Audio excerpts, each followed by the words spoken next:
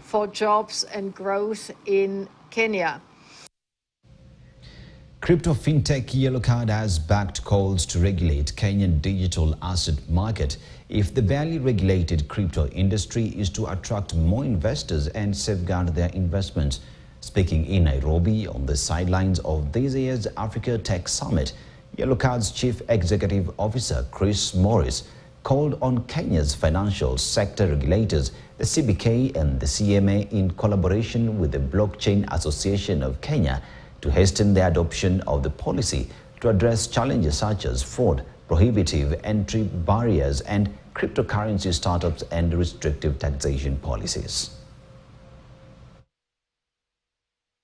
We operate across 20 countries, all in sub-Saharan Africa, make it super easy for businesses of all shapes and sizes to make international payments, manage their treasury, and just move money around.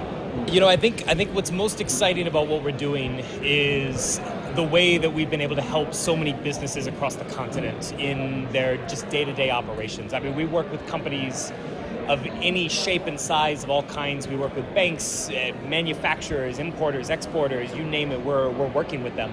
And I think, you know, what's really exciting about that is that most of our brand awareness to date has come from word of mouth. It's come from just people, you know, clients of ours referring other people to us. What I'll say is we're a member of the Blockchain Association of Kenya, and we have had a great time and a really great experience working with the CBK and working with other relevant regulators across Kenya on how to regulate this industry in a way that protects consumers, that stops fraud, and most importantly, encourages innovation.